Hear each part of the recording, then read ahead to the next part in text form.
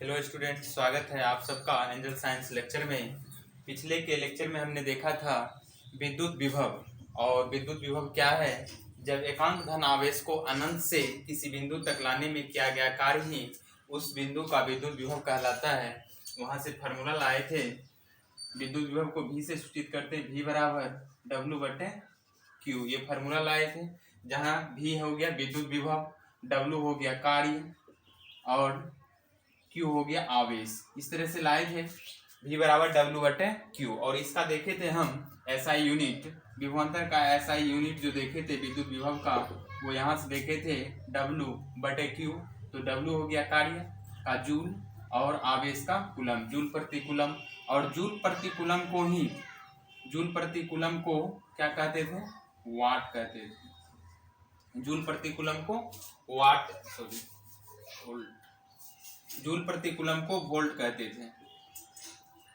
कहते थे। अब नेक्स्ट जो आज देख रहे हैं, आज देखेंगे विभवांतर। तो आज लिखेंगे हम लोग विभवांतर पढ़ने वाले हैं।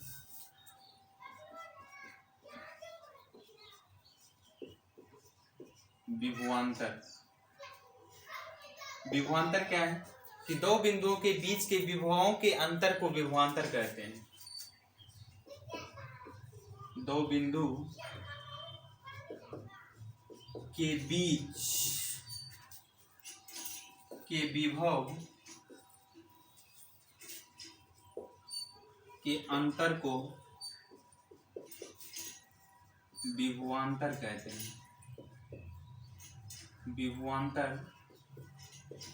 हैं। दो बिंदु, किसी भी दो बिंदु हम ले लेंगे। मान लेते हैं कि दो बिंदु, एक बिंदु यहाँ है A है और ये बिंदु B है। तो दो बिंदु के बीच के विभवों का अंतर, तो विभव मान लेते हैं यहाँ का विभव क्या है? VA है और यहाँ का विभव VB होगा। इन दोनों का अंतर, तो यहाँ से जो विभवांतर होगा V बराबर विभवांतर, तो क्या हो जाएगा? अंतर लिखना है तो VA माइनस VB। यहाँ से VA माइनस VB, या ये भी लिख सकते हैं VB माइनस VA। तो और करके ये भी लिख सकते हैं विभवांतर V बराबर VB माइनस VA। अंतर चाहिए, पॉजिटिव या निगेटिव ये नहीं, अंतर चाहिए। तो बड़ा में से छोटा को घटा देना है, वही क्या आ जाएगा? विभवों का अंतर आ जाएगा। तो विभवांतर, अगर विभवांतर का ऐसा ही मात्रक देखें तो विभव या विभवांतर सेम होता है। यहाँ विभव का अंतर ही विभवांतर कहलाता है। तो जो मात्रक विभव का होगा वही क्या हो जाएगा? विभवांतर का हो जाएगा।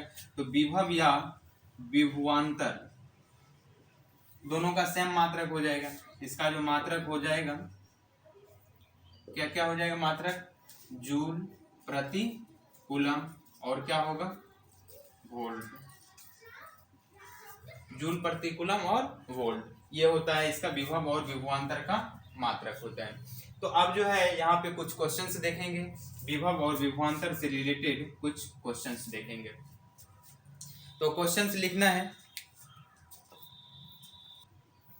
तो क्वेश्चन ये है कि दो बिंदु के बीच 10 कूलम आवेश को लाने में 240 जूल कार्य करना पड़ रहा है, मतलब कार्य संपन्न हो रहा है। तो बिंदुओं के बीच विभवांतर क्या है? तो विभवांतर के लिए अभी तक में हम इस चैप्टर में पहला फार्मूला हम लोगों ने ज्ञात किया था Q बराबर प्लस माइनस NE, ये फार्मूला था। दूसरा फार्मूला आया है V बराबर W/Q, यही आया। विभव या विभवांतर के लिए दोनों सेम होता है, विभव बोले या विभवांतर बोले। तो विभवांतर बोलेगा तो सीधा निकालना है कि एक बिंदु का विभवांतर विभव इतना है, दूसरे का यहाँ है, तो दोनों को घटा देना तो वही विभवांतर आ जाएगा। तो मेन तो हमारा है विभव। तो विभव के लिए हम क्या लगाएंगे?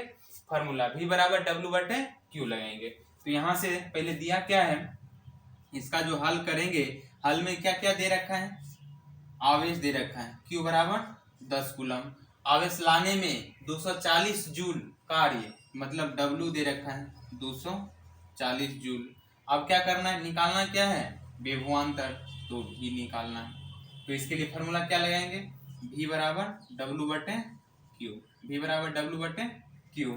तो V का वैल्यू, W का वैल्यू कितना? 240 जूल, और कितना हो गया? ये आवेश हो गया 10 कूलम, तो ये कितना हो गया? 24 जूल प्रति कूलम, मतलब 24 वोल्ट हो गया। जूल प्रति कूलम लिखे या वोल्ट लिखे। तो इस तरह से क्वेश्चन आसानी से बना सकते हैं। सबसे पहले क्या करना होगा कि जो क्वेश्चन में दिया हुआ है उसको हम लिख लेंगे, और क्या मांग रहा है, क्या पूछ रहा है, उसको हम क्वेश्चन वाचक चिन्ह लगा लेंगे, प्रश्नवाचक चिन्ह लगा लेंगे। इसके बाद फार्मूला का यूज करेंगे और आ जाएगा। ठीक है, तो अब जो है दूसरा क्वेश्चन देख रहे हैं। पहला क्वेश्चन तो ये हो गया। दूसरा क्वेश्चन कह रहा है कि 24 वोल्ट विभवांतर के, तो मतलब जो दिया है सबसे पहले हल लिखेंगे और हल में जो जो दिया है उसको लिखते चलेंगे। 24 वोल्ट विभवांतर कितना दे रखा है, 24 वोल्ट विभवांतर दो बिंदुओं के बीच 4 कूलम आवेश कितना हो गया, Q बराबर 4 कूलम। ले जाने में किया गया कार्य संपादित, कितना कार्य, तो कार्य W पूछ रहे हैं, फार्मूला लगाएंगे। अभी तो मात्र 2 ही फार्मूला है, Q बराबर प्लस माइनस NE, इसका तो उपयोग अभी नहीं करेंगे। कार्य और W पूछ रहा है, इससे रिलेटेड V बराबर W बटे Q लिखेंगे। तो V बराबर W बटे Q, तो V की W कितना दे रखा है, W निकालना है, V दे रखा है कितना 24 वोल्ट बराबर W निकालना है, Q कितना दे रखा है 4। तो यहां से W बराबर क्या हो जाएगा 24 गुना 4 कितना 96 जूल। तो W कितना निकल गया 96 जूल। इस तरह से आसान सा क्वेश्चन है। सिर्फ फार्मूला याद रखेगा, फार्मूला याद रखने के बाद अप्लाई करेंगे कौन सा चीज दिया हुआ है और कौन सा नहीं दिया हुआ है। इतना तक जैसे यहाँ पे 24 वोल्ट विभवांतर, तो भी दिया हुआ 24 वोल्ट, दो बिंदुओं के बीच 4 कूलम आवेश Q दिया हुआ है 4 कूलम, और पूछ क्या रहे हैं कार्य। तो फार्मूला तो एक ही है, V बराबर W बटे Q। इसमें कोई ना कोई एक एब्सेंट रहेगा, उसको निकालना है। 2 दिया रहेगा और बाकी एक कोई ना कोई एक क्या रहेगा एब्सेंट रहेगा, तो उसको निकालना है। तो सबसे पहले V बराबर W बटे Q, V दे रखा है 24, तो यहाँ 24 रख दिया, W निकालना है और Q का मान कितना 4 कूलम। ये 4 इधर आके मल्टीप्लाई हो जाएगा, W बराबर 24 गुना 4 कर देंगे 96 जूल आ गया। अब जो है नेक्स्ट हम देखेंगे विद्युत धारा। तो हेडिंग लगाएंगे विद्युत धारा। नेक्स्ट जो पढ़ना है विद्युत धारा। अब विद्युत धारा क्या है कि सबसे पहले विद्युत धारा तो चैप्टर का नाम ही है। तो विद्युत धारा में सबसे पहला फंडामेंटल जो था वो हमारा था आवेश। तो आवेश के बारे में पढ़े और आवेश को लाने में किया गया कार्य वो क्या हो गया, विभव के बारे में पढ़ लिया। अब जो है आवेश के गति के बारे में पढ़ेंगे, वही कहलाएगा हमारा विद्युत धारा। तो विद्युत धारा का सिंपल सा छोटा सा परिभाषा ये है कि आवेश के सतत प्रवाह को विद्युत धारा करते हैं। मतलब जब आवेश प्रवाहित होने लगता है, चलने लगता है, तो वो उत्पन्न करता है विद्युत धारा को। जब तक आवेश रुका हुआ है, तो वो सिर्फ बताए थे पिछले क्लास में भी कि जब Q आवेश है ये रुका हुआ है, ये अपने चारों ओर एक बनाएगा, विद्युतीय क्षेत्र बनाएगा। आवेश रुका हुआ है तो अपना एक विद्युतीय क्षेत्र बनाएगा। यही आवेश अगर गति करने लगे तब वहां से क्या उत्पन्न हो जाएगा, विद्युत धारा उत्पन्न कर देगा। तो आवेश के सतत प्रवाह को विद्युत धारा कहते हैं। इसका परिभाषा लिखेंगे हम लोग। आवेश के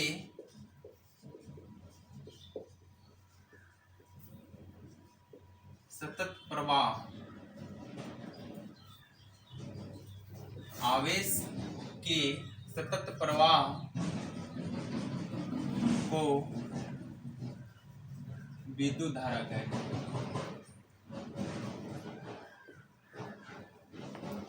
आवेश के सतत प्रवाह को विद्युत धारा कहते हैं। बहुत छोटा सा एग्जांपल है, छोटा सा परिभाषा है कि आवेश के सतत मतलब क्या होता है, लगातार। जब रुक गया तो आप विद्युत धारा बंद हो जाएगा।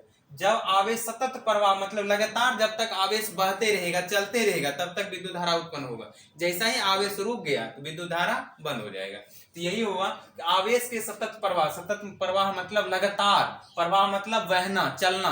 तो आवेश के सतत प्रवाह को ही क्या कहते हैं, विद्युत धारा कहते हैं। इसका दूसरा परिभाषा और करके लिख सकते हैं, प्रति एकांक समय में प्रवाहित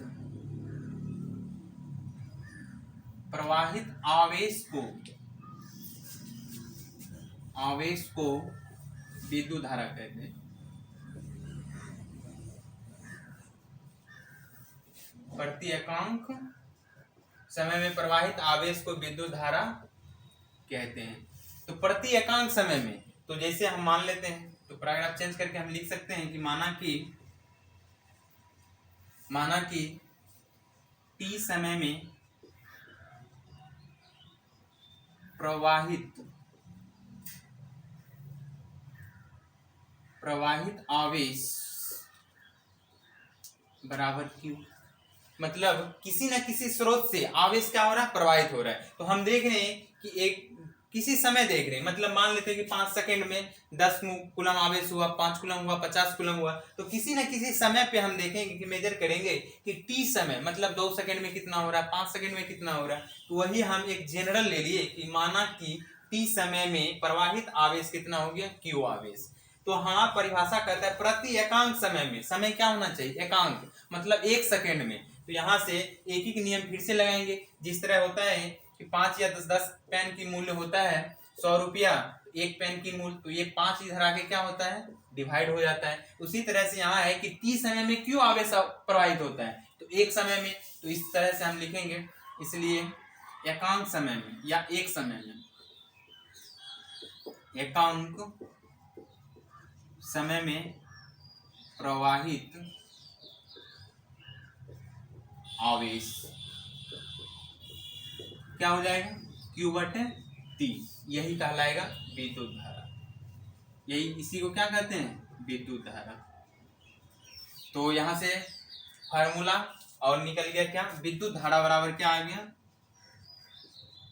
विद्युत धारा बराबर क्या हो गया, Q बटे T, मतलब क्या, Q क्या है, आवेश, T क्या है, समय। तो आवेश बटे समय, आवेश बटे समय। तो विद्युत धारा का फॉर्मूला आ गया आवेश बटे समय। इसको शॉर्ट में लिखें तो विद्युत धारा को I से सूचित किया जाता है, विद्युत धारा को I से सूचित किया जाता है, विद्युत धारा को I से सूचित करते हैं। तो विद्युत धारा को क्या लिखेंगे, I बराबर आवेश को Q, पहले से ही जान रहे हैं, आवेश को Q लिखते हैं, समय को T। तो यहां से क्या हो गया, I बराबर Q बटे T, I हो गया विद्युत धारा।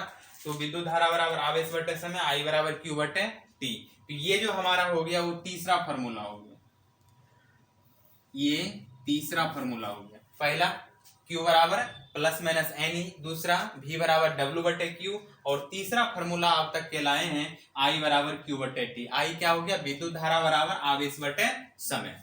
तो यहां से इसका ऐसा ही मात्रक देखें, तो विद्युत धारा का ऐसा ही मात्रक,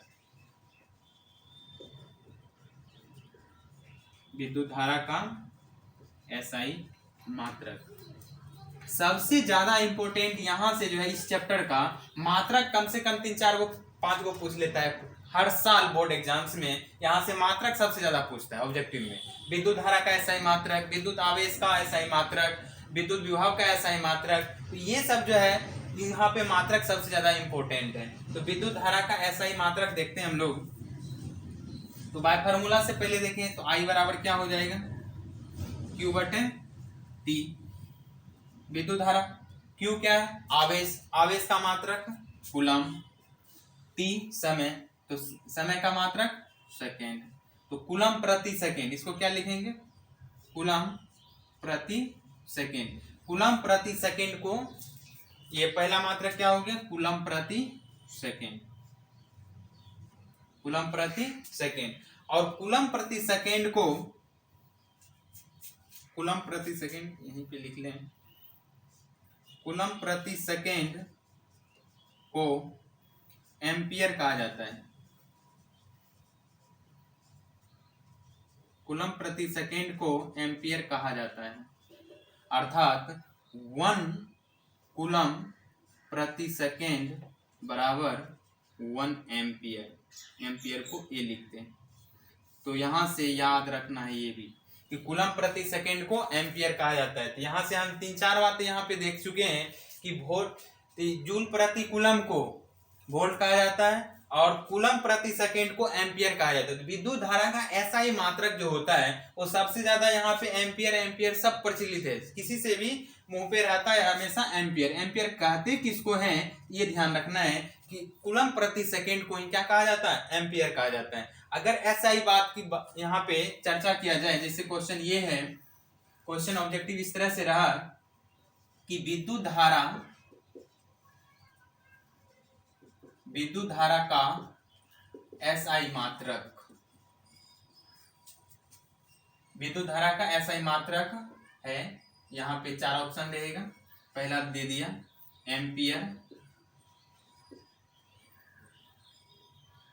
एम्पियर, दूसरा दे दिया कूलम प्रति सेकेंड,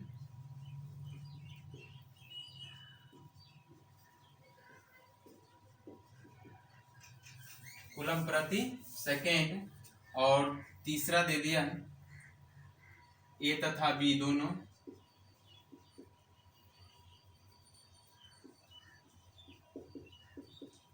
और लास्ट दे दिया वोल्ट।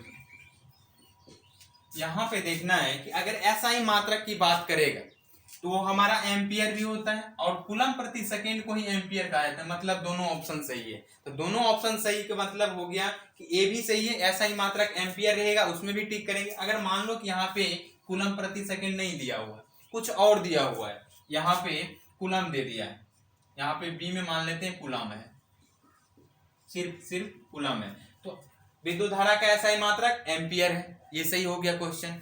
अब यहाँ पे क्या है, एम्पियर नहीं दिया हुआ है, कूलम प्रति सेकेंड यहाँ पे लिखा हुआ है, कूलम प्रति सेकेंड, और यहाँ पे रख दिया, कुछ ना कुछ रख देगा, यहाँ पे कूलम दे दिया।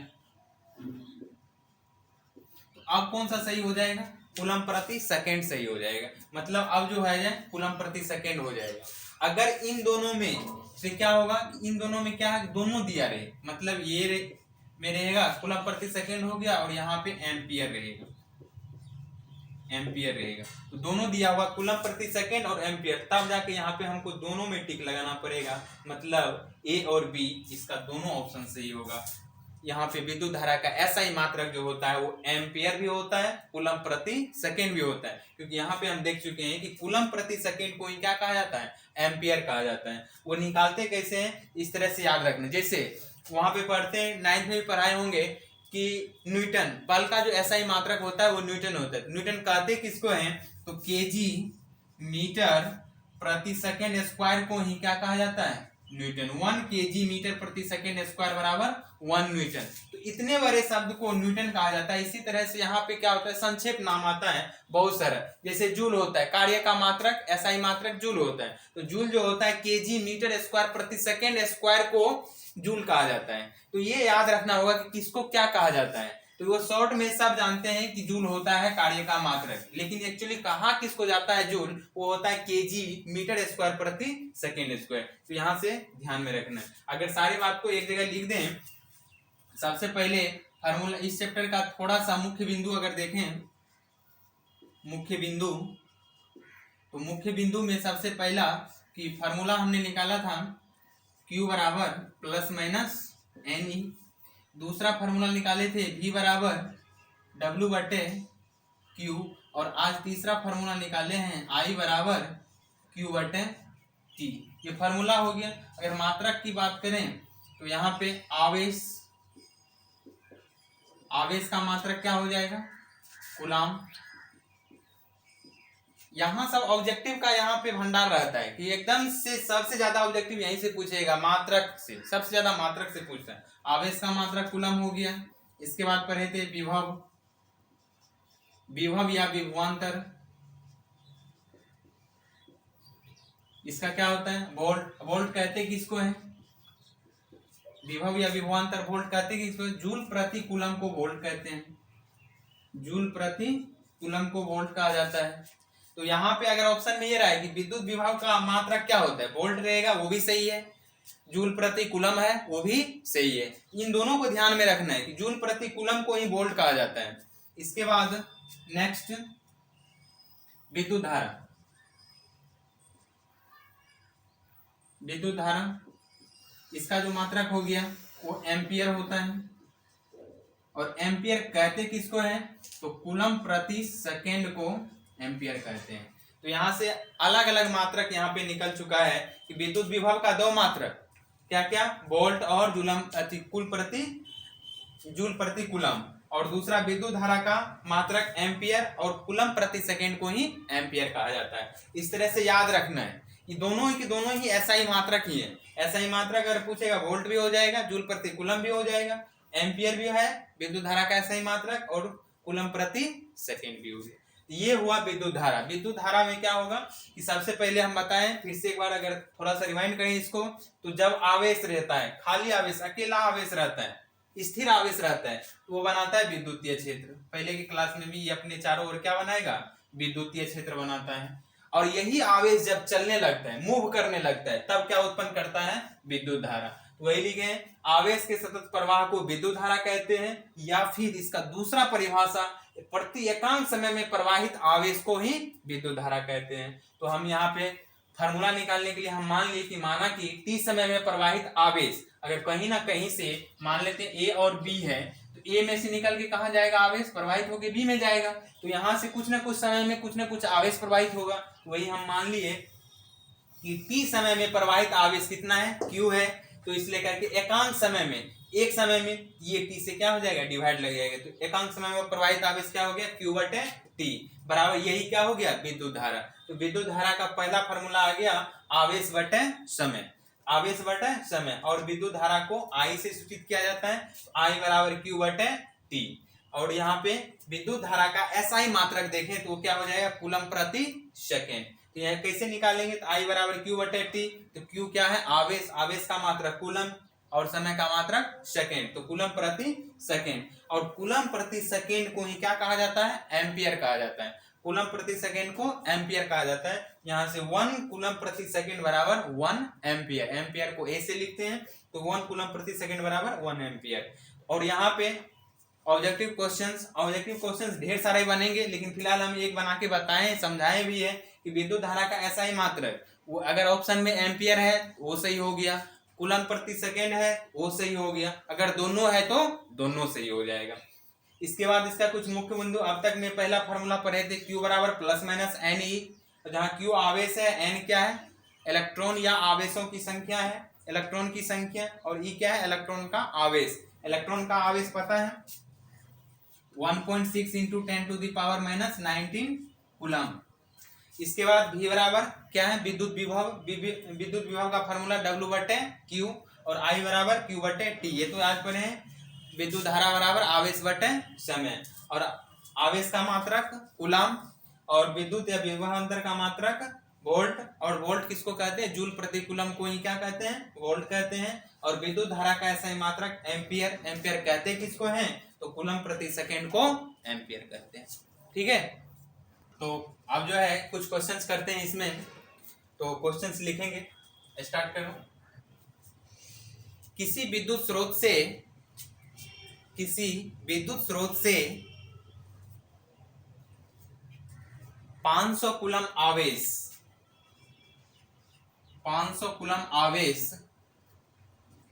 20 सेकेंड में प्रवाहित होती है, 20 सेकेंड में प्रवाहित होती है, तो विद्युत धारा ज्ञात करें। तो विद्युत धारा ज्ञात करें, फिर से सुनो। तो किसी विद्युत स्रोत से 500 कूलम आवेश 20 सेकेंड में प्रवाहित होता है, 20 सेकेंड में प्रवाहित होता है, तो विद्युत धारा ज्ञात करें। तो अब यहां से क्वेश्चन देखें, इसका सॉल्यूशन। तो पहले दिया हुआ आवेश दिया हुआ Q बराबर कितना, 500 कूलम, और समय दे रखा है कितना, 20 सेकेंड। समानतः बहुत साधारण है, I बराबर क्या फॉर्मूला है, Q/T। Q कितना, 500 कूलम, और समय 20 सेकेंड। तो ये क्या हो गया, 25, कितना आ गया, 25 कूलम प्रति सेकेंड, कूलम प्रति सेकेंड एम्पियर, 25 एम्पियर। ठीक है, नेक्स्ट क्वेश्चन लिखेंगे। किसी विद्युत स्रोत से 600 कूलम आवेश 600 कूलम आवेश को प्रवाहित होने में 600 कूलम आवेश को प्रवाहित होने में 1.5 मिनट लगता है। 600 कूलम आवेश को प्रवाहित होने में 1.5 मिनट लगता है। तो ज्ञात करें विद्युत धारा। तो ज्ञात करें विद्युत धारा। ठीक है, तो यहां से इसका सॉल्यूशन देखें। अगर बनाना है तो तुम लोग क्या करें, थोड़ा सा गलती यहाँ पे क्या कर देते हैं कि यहाँ पे Q तो दे रखा है 600 कूलम, ठीक है, और समय दे रखा है कितना 1.5 मिनट। तो फॉर्मूला क्या लगाएंगे, I बराबर Q/T। Q कितना 600 और समय कितना 1.5, और यहाँ से धर के सॉल्व कर लेते हो, जो कि क्या हो जाता है, गलत हो जाता है। तो जब भी समय को रखना है वो मिनट में नहीं रखना है, बल्कि किस में रखना है, सेकंड में रखना है। इसलिए करके यहाँ पे ध्यान रखना है कि अगर समय मिनट में रहे, घंटा में रहे, कुछ में भी रहेगा, उसको चेंज करके लाना है किस में, सेकंड में। तो यहाँ t बराबर कितना हो जाएगा 1.5। तो 1 मिनट में कितना सेकंड, 60 सेकंड। तो 1.5 गुना 60 करेंगे तो पॉइंट उड़ाएंगे 10 और 15 छके 90 सेकंड। तो यहाँ पे t का वैल्यू कितना रख देंगे 90।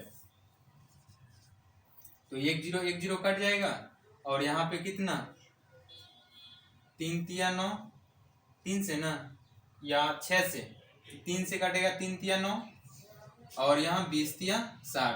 तो I बराबर जो आ जाएगा वो कितना आ जाएगा 20/3 एम्पियर। ये थोड़ा सा ध्यान रखना है कि समय जब भी रखेंगे हम सेकंड में रखेंगे। तो ठीक है, अब जो है अगले क्लास में हम देखेंगे ओम के नियम। तो यहाँ तक क्लियर हो गया, विद्युत धारा, विद्युत आवेश और विद्युत विभव। यहाँ तक पढ़ने के बाद अब जो है अगले क्लास में स्टार्ट करेंगे हम लोग ओम के नियम। थोड़ा इम्पोर्टेंट है ये भी। तो धन्यवाद।